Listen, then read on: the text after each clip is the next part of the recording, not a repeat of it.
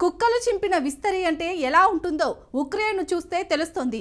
ఒకవైపు యుద్ధంలో భీకర దాడులను ఎదుర్కొంటోంది, రోజుకు కొంత భూభాగాన్ని కోల్పోతోంది. మరోవైపు ఉక్రెయిన్ను అమెరికా గొంతెమ్మ కోరికలన్నీ కోరుతోంది. దాదాపు ఉక్రెయిన్ను తన గ్రిప్లో పెట్టుకోవాలని యోచిస్తోంది. ఇంకొక వైపు ఉక్రెయిన్ రాజకీయాలను శాసించాలని రష్యా ప్రయత్నాలు చేస్తోంది. తాత్కాలిక ప్రభుత్వానికి డిమాండ్ చేస్తుంది. ఎవరికి ఏం కావాలో కోరుకుంటున్నారు. ఉక్రెయిన్ ఏం కోరుకుంటుందన్న విషయాన్ని రెండు అగ్రదేశాలు గాలికి వదిలేశాయి. అమెరికా కోరుతున్న కొత్త కోరికలు ఏంటి? ఉక్రెయిన్ పీస్ డీల్కు పుతిన్ డిమాండ్లేంటి? శాంతి కోసం కీవ్ చెల్లించుకునే మూల్యం ఎంత? Watch story.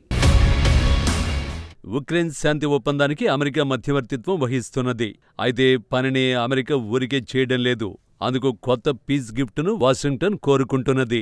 ఆ గిఫ్ట్ ఏమిటంటే ఉక్రెయిన్లోని కీలకమైన వనరులన్నీ తన సొంతం చేసుకోవాలని ప్లాన్ వేసింది. ఆ మేరకు కొత్త డీల్ ముసాయిదాను కీవ్కు వాషింగ్టన్ పంపింది. ఉక్రెయిన్ అధికారులు, అంతర్జాతీయ మీడియా ఈ ముసాయిదాను చూసింది. మునుపటి ఒప్పందాన్ని మించి కొత్త ముసాయిదా ఉన్నట్టు ఉక్రెయినియన్లు చెబుతున్నారు.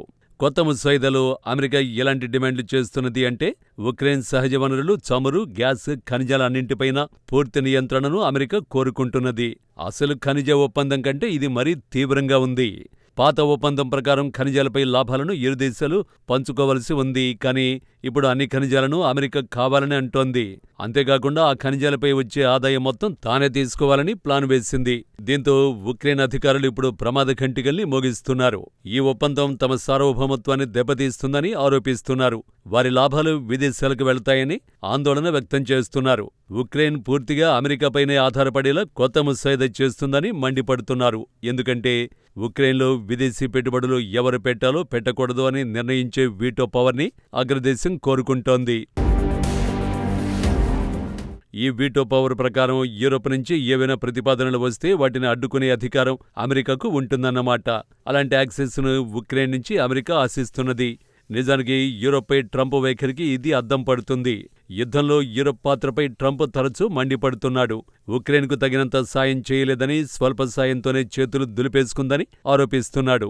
ఉక్రెయిన్ యుద్ధానికి అమెరికా ఉచితంగా నిధుల వరద పారిస్తే యూరోప్ మాత్రం లోన్ల రూపంలో ఇస్తోందని విమర్శించాడు.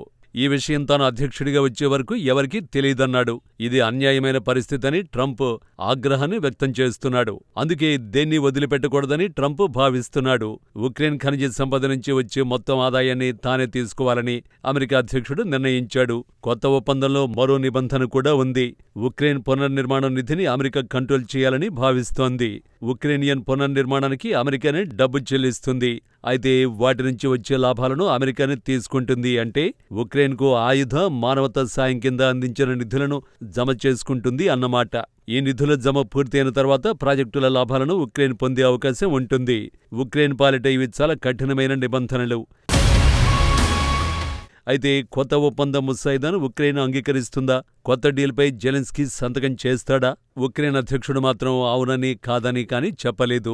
చర్చలు జరుగుతున్నాయని మాత్రమే చెబుతున్నాడు. మరిన్ని మార్పులకు అమెరికా నిరంతరం ఉక్రెయిన్పై ఒత్తిడి తెస్తోంది. అయితే వైట్ హౌస్లో జరిగిన మాటల సంఘర్షణ తర్వాత జెలెన్స్కీ మరింత జాగ్రత్తగా ఉన్నాడు. ప్రస్తుతం జెలెన్స్కీ ఆచితూచి మాట్లాడుతున్నాడు. అమెరికాకు సహకరించాలని అతడు భావిస్తున్నాడు. పరిస్థితులు నిరంతరం మారుతుంటాయని, ఒప్పందం కోసం ఫ్రేమ్వర్క్ జరుగుతోన్నట్టు జెలెన్స్కీ చెప్పాడు. దీనిపై ఉక్రెయిన్, అమెరికా బృందాలు కసరత్తు చేస్తున్నట్టు వెల్లడించారు. అమెరికా తమ షరతుల్ని మారుస్తోందని, కొత్త ఒప్పందంపై వెంటనే సంతకం చేయాలని ఒత్తిడి తెస్తోన్నట్టు జెలెన్స్కీ చెప్పాడు. ఖనిజ ఒప్పందానికి తాము వ్యతిరేకమనే అభిప్రాయం అమెరికాకు కలగకుండా చూసుకుంటున్నట్టు ఉక్రెయిన్ అధ్యక్షుడు వివరిస్తున్నాడు. తాము సానుకూలమైన సంకేతాలనిచ్చామని, అమెరికా సహకారాన్ని తాము కోరుకుంటున్నామని జెలెన్స్కీ వెల్లడిస్తున్నాడు. అయితే కొత్త డీల్కు బదులుగా అమెరికా ఏమిస్తుంది అంటే, తన ఖనిజ సంపదను మొత్తం ఉక్రెయిన్ వదులుకున్నా అమెరికా మాత్రం శాంతికి హామీ ఇవ్వడం లేదు, రక్షణకు కూడా కట్టుబడి లేదు.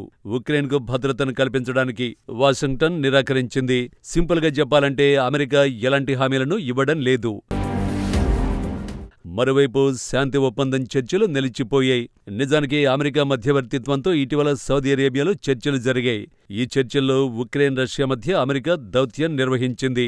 ఆ తర్వాత ఒక ఒప్పందం కుదిరినట్టు అమెరికా ప్రకటించింది. నల్ల సముద్రంలో కాల్పుల విరమణకు ఇరు దేశాలు అంగీకరించినట్టు వాషింగ్టన్ తెలిపింది. కానీ రష్యా మాత్రం తోసిపుచ్చింది. అలాంటి ఒప్పందమేదీ జరగలేదని మాస్కో తెలిపింది. జెలెన్స్కీ అధికారం నుంచి తప్పుకోవాలని రష్యా అధ్యక్షుడు పుతిన్ డిమాండ్ చేస్తున్నాడు. ఉక్రెయిన్లో తాత్కాలిక ప్రభుత్వాన్ని ఏర్పాటు చేయాలని కోరుకుంటున్నాడు. ఆ తర్వాత ఉక్రెయిన్లో కొత్తగా ఎన్నికలకు మార్గం సుగమం చేయాలని పుతిన్ డిమాండ్ చేస్తున్నాడు. మరొక రకంగా చెప్పాలంటే ఉక్రెయిన్లో కొత్త ప్రభుత్వాన్నే చట్టబద్ధమైనదిగా మాస్కో భావిస్తుంది. అప్పుడే నిజమైన చర్చలు జరుగుతాయని క్రెమ్లిన్ చెబుతున్నది. అమెరికా, యూరోపియన్ దేశాలు, వారి భాగస్వాములు, తమ మిత్ర దేశాలు ఐక్యరాజ్యసమితి ఆధ్వర్యంలో ఉక్రెయిన్లో తాత్కాలిక ప్రభుత్వాన్ని ఏర్పాటు చేయాలని పుతిన్ సూచిస్తున్నాడు. ఉక్రెయిన్లో తాత్కాలిక ప్రభుత్వం ఎందుకు అంటే ప్రజాస్వామ్య పద్ధతిలో ఎన్నికలు నిర్వహించడానికి అంటూ మాస్కో చెబుతున్నది. ప్రజలు ఎన్నుకున్న ప్రభుత్వంతోనే తాము శాంతి ఒప్పందాన్ని కుదుర్చుకుంటామని రష్యా తేల్చి చెబుతోంది. అప్పుడే శాంతి ఒప్పందానికి ఒక నమ్మకం, స్థిరత్వం ఉంటాయని రష్యా క్లారిటీ ఇస్తోంది. అమెరికా మాత్రం చర్చలను జరుపుతూనే ఉంది, కానీ నిజమైన పురోగతి మాత్రం లేదు. మరోవైపు యుద్ధంలో పోరాటం కొనసాగుతోంది. తాజా పరిణామాలు ఒకటి కూడా ఉక్రెయిన్కు అనుకూలంగా లేవు. యుద్ధంలో ఉక్రెయిన్ వెనుకబడి ఉంది. ఆయుధ నిల్వలు రోజురోజుకు తగ్గుతున్నాయి. మరోవైపు రష్యన్ సైన్యం మరింత ముందుకు దూసుకొస్తున్నది. పెద్ద ఎత్తున డ్రోన్లు, మిసైళ్లతో దాడులకు దిగుతున్నది. అదే సమయంలో ఉక్రెయిన్ కూడా రష్యాపై డ్రోన్ దాడులకు దిగుతోంది. కానీ ఫలితం మాత్రం శూన్యం. పుతిన్ సేనలు మాత్రం శాంతి ఒప్పందం చర్చలు ముగిసే నాటికి ఉక్రెయిన్లోని సాధ్యమైనంత భూభాగాలను సొంతం చేసుకునేందుకు ప్లాన్లు వేశారు. అందులో భాగంగానే దూకుడు పెంచారు. రోజురోజుకు ఉక్రెయిన్ వైపు చొచ్చుకొస్తున్నారు. యుద్ధంలో పరిస్థితి దారుణంగా ఉంటే దౌత్యంలో అంతకన్నా ఘోరంగా పరిణామాలు మారుతున్నాయి. శాంతి ఒప్పందం కోసం అమెరికా రోజుకొక కొత్త డిమాండ్ తీసుకొస్తోంది. కొత్త ప్రతిపాదనలు, చర్చలతో ముందుకొస్తోంది. మునుపటి కంటే దారుణమైన ఒప్పందాలను తెరపైకి అమెరికా తెస్తున్నది. కీవ్ నుంచి మరింత ఎక్కువగా డిమాండ్ చేస్తున్నది. మరిన్ని వనరులు, మరింత నియంత్రణ, రాజకీయ శక్తిని అగ్రదేశం కోరుకుంటోంది. సో ఉక్రెయిన్కు అవకాశాలు తగ్గిపోతున్నాయి. ఉక్రెయిన్ ఆర్థిక నియంత్రణ అమెరికా కోరుకుంటోంది. ఉక్రెయిన్లో రాజకీయ ఆధిపత్యాన్ని రష్యా ఆశిస్తున్నది. ఈ రెండు దేశాలు కీవ్ భవిష్యత్తు గురించి చర్చిస్తున్నాయి. అది కూడా చర్చల గదిలోకి ఉక్రెయిన్ను ఇరు దేశాలు పిలవడం లేదు. ఇక్కడ ఖచ్చితమైన విషయం ఏంటంటే శాంతి ఒప్పందం కోసం ఉక్రెయిన్ భారీగా మూల్యం చెల్లించుకోవలసి వస్తున్నది. ఖనిజ సంపదను మొత్తం కోల్పోవచ్చు, లేదా రాజకీయ సార్వభౌమాధికారాన్ని వదులుకోవచ్చు. బహుశా ఈ రెండింటినీ కూడా కీవ్ వదులుకోవలసి రావచ్చు. అది శాంతి కోసం ఉక్రెయిన్ అంతకు మించిన మూల్యాన్ని చెల్లించుకోవలసిన పరిస్థితులు నెలకొన్నాయి.